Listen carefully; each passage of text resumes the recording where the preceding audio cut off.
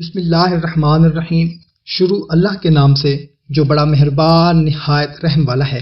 السلام علیکم میرے محترم بھائیوں، بہنوں، دوستوں اور بزرگوں، امید کرتے ہیں کہ آپ تمام دوست احباب اللہ تعالیٰ کے فضل و کرم سے خیریت سے ہوں گے اور خوشحال زندگی گزار رہے ہوں گے۔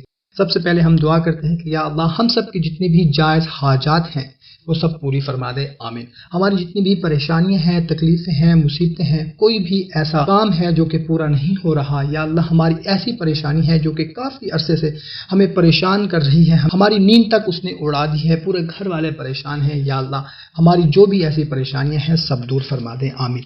دوستو آج میں آپ لوگوں کو ایک بہت ہی مجرب عمل بتانے لگا ہوں۔ آپ کا کوئی بھی ایسا مقصد ہے، کوئی بھی ایسی حاجت ہے جو کہ پوری نہیں ہو رہی۔ اب انسان کی جائز حاجات بہت سی ہوتی ہیں، بہت سی ایسی پریشانیاں ہیں جو کہ ایک بندے کی یا پورے گھر کی پریشانی ہوتی ہے، پورے گھر کو اس نے پریشان کیا ہوتا ہے۔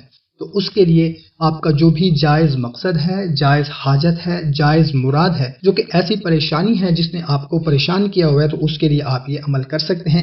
7 دن کا عمل ہے انشاءاللہ تعالی۔ اگر آپ یقین کامل کے ساتھ یہ 7 دن کا عمل کر لیں گے تو انشاءاللہ تعالی ضرور آپ کی حاجات پوری ہوں گی۔ تو کرنا آپ نے یہ ہے کہ 7 دن متواتر آپ کی جو حاجت ہے اس کے لیے سورہ یاسین ابتدا سے شروع کریں اور پہلی مبین پر ختم کر کے یہ آیت ایاک نعبد و ایاک نستعین، ایاک نعبد و ایاک نستعین 100 مرتبہ پڑھے۔ اس کے بعد اپنی حاجات، اپنی پریشانی، اپنی طلب کے لیے دعا کرے۔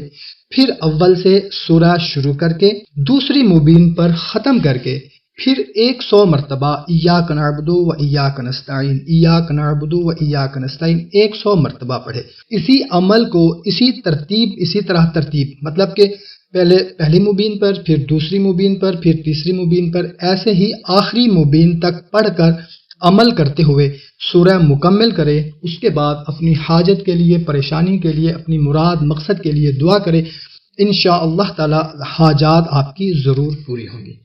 دوستو، بھائیوں اور بہنوں، کوشش کریں کہ اس کو زیادہ سے زیادہ شیئر کریں تاکہ آپ کے ساتھ ساتھ دوسروں کا بھی فائدہ ہو سکے۔ ہمیں اجازت، ملتے ہیں ایک نئی ویڈیو میں۔